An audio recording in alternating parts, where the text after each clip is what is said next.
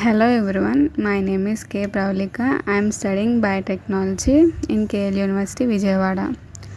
So today I am here to explain you about the DNA isolation from the given sample. Now let's move on to the introduction. Here, DNA isolation is a process of purification of DNA from sample using a combination of physical and chemical methods. The first isolation of DNA was done in 1869 by Friedrich Mischer. He was the first founder of the isolation of DNA. Methods used to isolate DNA are dependent on the source, age, and size of the sample. In general, they aim to separate DNA present in the nucleus of the cell from other cellular components. Isolation of DNA is needed for genetic analysis, which is used for scientific purposes, medical purposes, or forensic purposes, like which is used in labs, etc.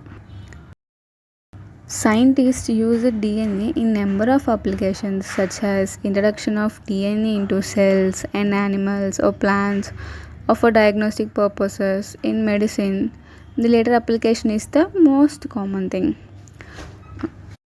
On the other hand, forensic sciences needs to recover DNA for identification of individuals. For example, rabbits, petty thieves, accident, war victims, paternity determination, and plant or animal identification. These are the most common things that are done. Next, presence of proteins, lipids, polysaccharides, and some other organic or inorganic compounds in the DNA preparation can interfere with DNA analysis methods. It means the organic or inorganic compounds and some other compounds, like it is useful, it can interfere with DNA analysis method to prepare the DNA. And they can also reduce the quality of DNA, leading to its shorter storage life. And now let's coming to the source. Sources for DNA isolation are very diverse. It means the common sources for DNA isolation includes blood, hair, sperm, bones, nails, tissues, blood stains, saliva, buccal swabs. It means like cheek swabs, epithelial cells, urine, and paper cards, like which is used for the sample collection, bacteria, animal tissue, or plant tissues.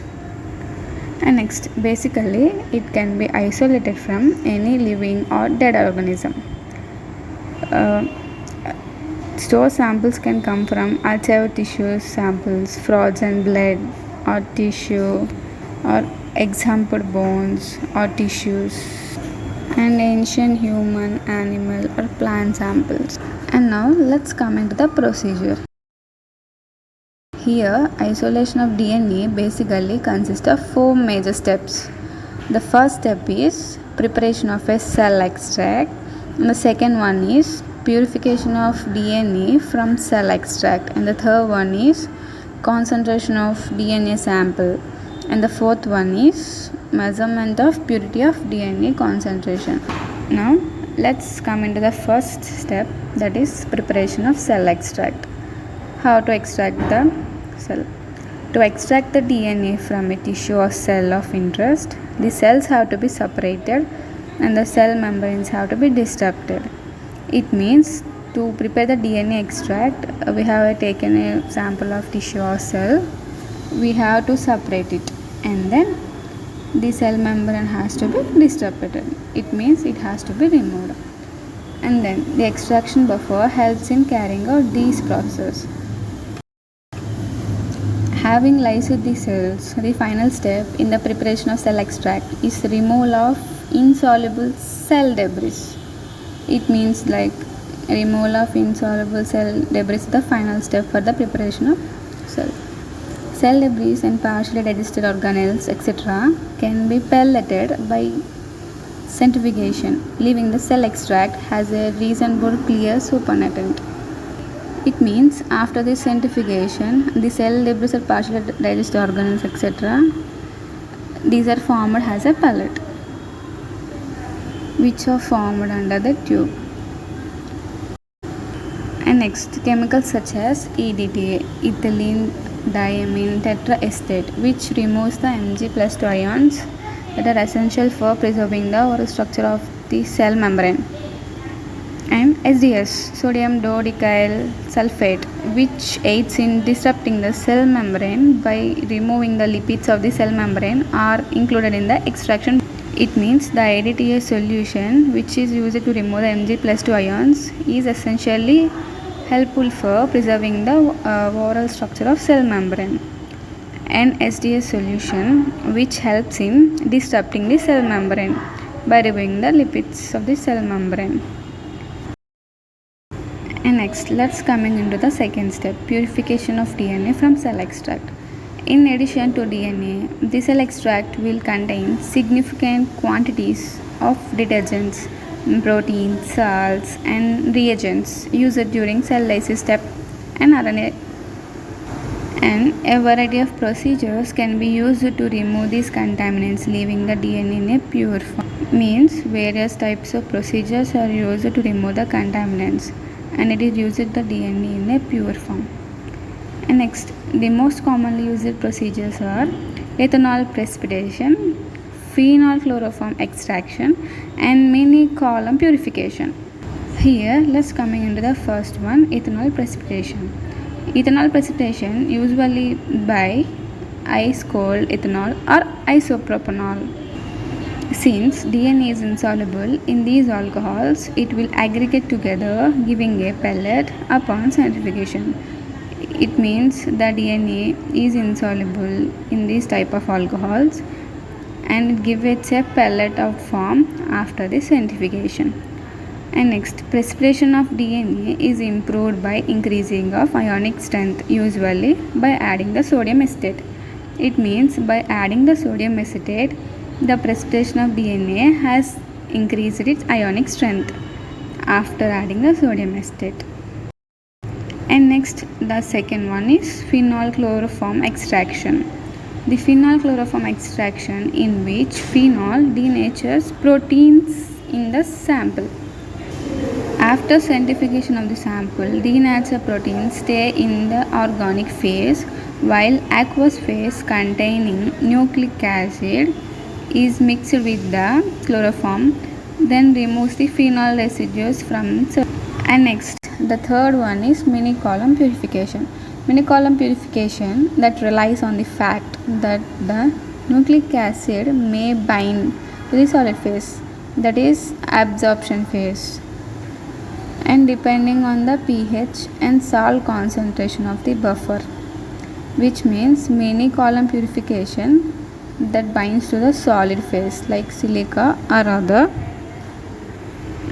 by depending on the pH and the salt concentration of the buffer.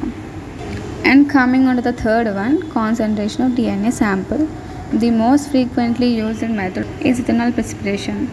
With a concentrated solution of DNA, one can use a glass rod to pull over the adhering DNA strands, while for dilute solution, precipitated DNA can be collected by centrifugation and redissolving in a appropriate volume of water. We can see here in this picture, we have a 4 steps with the 4 test tubes. In the first step, the cells are lysed using a detergent that disrupts the plasma membrane. It means the plasma membrane is disrupted by using a detergent. The detergent which is lysed the plasma membrane. In the second step, cell contents are treated with protease to destroy protein and RNase to destroy the RNase.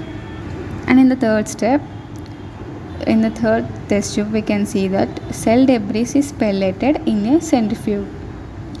The supernatant, which is a liquid form containing the DNA, is transferred into the clean tube. It means the cell debris, which is insoluble, is formed as a pellet after the centrifugation at the bottom of the test tube. And the liquid containing the supernatant, it contains the DNA. It is transferred into the clean another test tube. You can see it in the fourth test tube. In the fourth test tube, the DNA is precipitated with ethanol. It forms the viscose strands that can be spooled on the glass rod. It means the DNA which is precipitated, it can easily taken by the glass rod. And next, fourth one, measurement of purity of DNA concentration. It means the DNA concentration can be accurately measured by UV absorbance spectrometry. This means by using the UV absorbance spectrometry, we can accurately measure the DNA concentration. The amount of UV radiation absorbed by a solution of DNA is directly proportional to the amount of DNA sample.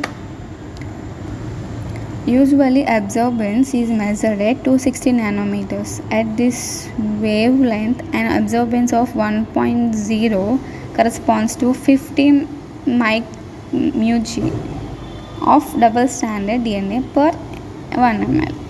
Next, with a pure sample of DNA, the ratio of absorbance at 260 nanometers and 280 nanometers is 1:8 ratio.